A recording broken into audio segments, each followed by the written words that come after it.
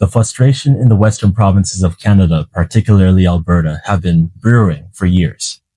Alberta fuels the country's economy with oil and gas, and yet feels punished for it. First came carbon taxes, then came pipeline bans such as Bill C-69. And now the newly elected Prime Minister, Mark Carney, appears to be poised to keep the destructive policies his predecessor had in place, threatening the very industries that keep Alberta alive. For the last 10 years, successive Liberal governments in Ottawa, supported by their new Democrat allies, have unleashed a tidal wave of laws, policies, and political attacks aimed directly at Alberta's free economy, and in effect, against the future and livelihoods of our people. They have blocked new pipelines with C-69, cancelled multiple oil and gas projects, and banned the very tanker ships needed to carry those resources to new markets. Meanwhile, billions of dollars flow out of Alberta every year in the form of equalization payments to provinces that hold a hostile take on expanding pipeline capabilities and projects. In Albertans' eyes, they give more than they get, vote without impact, and watch their culture ignored by a government hundreds of miles away. We wish to be in charge as Albertans of our own nation. The day after the federal Liberals were re-elected, the provincial government introduced legislation to make it easier for citizens to ask for a referendum about Alberta separating from the rest of Canada. On her weekly radio show this weekend, Premier Danielle Smith said the timing is a coincidence. We've been working on this legislation for a year. It just so happens, having released it now, that is the topic that people have suggested they want to try to do a petition campaign on. So when people talk about separation, it doesn't come from nowhere. It comes from exhaustion, from the feeling that this confederation, this idea of Canada, is broken. To many Albertans, the idea of a referendum therefore feels like hope. It feels like a way out, a way to finally put an end to a failed marriage and say, we're done. The dream is straightforward. Alberta would have to hold a provincial-wide vote. The question must be clear, something to the effect of, should Alberta negotiate to become an independent country? The people must cast their ballots and, with a resounding majority, vote yes for Alberta separating from the Confederation. That moment would be powerful, but not final. Because under Canadian law, a referendum result does not make Alberta independent. It sets the stage, however, for negotiations. Serious ones with Ottawa, with the provinces, and last but not least, the Indigenous nations.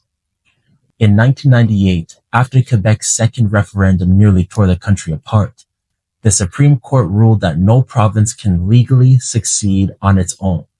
But if a clear majority votes yes on a clear question circulating around the concept of a province separating from Canada, the federal government has a constitutional duty to negotiate in good faith with the constituents within the province that voted to separate from Canada. But here's where it gets even more complicated and possibly more interesting. Most of Alberta is covered by Treaties 6, 7, and 8, which are binding agreements between First Nations and the federal crown. These treaties are not with Alberta. They're with Canada. That means First Nations people have their own say in what happens to their land and political status of their land. Pack up your bag and go. That's my message to the Premier. You're not welcome here anymore. Chief Alan Adam fed up with Alberta's Premier and her policies.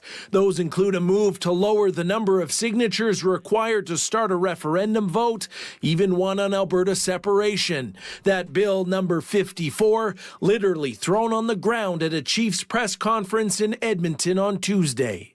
We're very concerned about the rhetoric around separation because it fundamentally forgets that we are the rightful owners of this land. The Grand Chief of Treaty 8 believes Alberta is doing a terrible job of consulting with First Nations on a number of bills. All Seasons Resorts Act, the regulations that have been changed when it comes to hunting, Bill 54, it doesn't end. So what happens if First Nations reject Alberta's independence? They could choose to stay with Canada and carve out regions inside Alberta that remain part of the Federation. This isn't just theoretical. It happened prior in Quebec in 1995, when the Cree Nation said, if Quebec leaves, we're staying with Canada. But what if Alberta does things differently? What if, instead of trying to go around the treaties, Alberta's leaders go directly to the chiefs and ask First Nations to build something new together? What if independence wasn't just Alberta breaking away, but a shared act of nation building where Indigenous people are equal founding partners in a new country?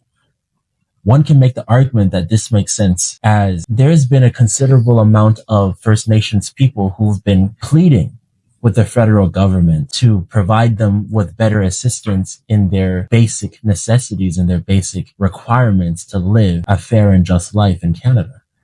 Many First Nations communities are suffering with contaminated water, crime-riddled societies, drugs, alcohol, and poor education.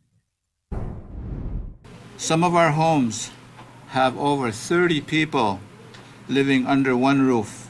More than 100 First Nations are taking the federal government to court in a major class action lawsuit that accuses Canada of failing to provide safe and adequate housing on reserves. The Assembly of Manitoba Chiefs provided an update on the court case at a press conference Wednesday.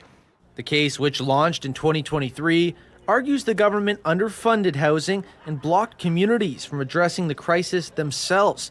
The plaintiffs allege that decades of inaction have led to dangerous living conditions with overcrowded homes, structural decay, and in many cases, a lack of running water. In St. Teresa Point, 1 in every 4 homes is considered uninhabitable, with 5,000 residents living in just 500 homes. Meanwhile, in Sandy Lake, over half of the homes require major repairs, with 3,500 residents sharing 650 homes.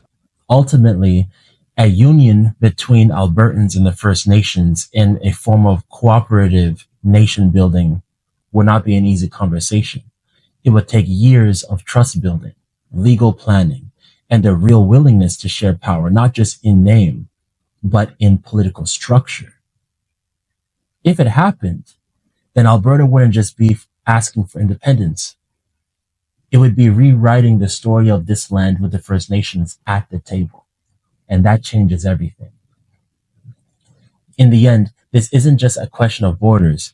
It's a question of identity, respect, and the future we want to build.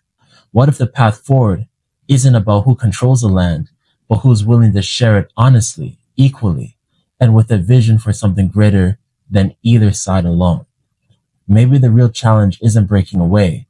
Maybe it's daring to build something better together. Thanks for watching. If this video made you think, hit the like button, subscribe, and drop your thoughts in the comments section. Do you believe Alberta and First Nations could ever build a nation together? Or is this just a dream? Let's talk about it. And if I get 100 likes on this video, I would love to make a follow-up video on what if the First Nations and Albertans join forces and form a new country together. With that being said, have a great day. Bye for now.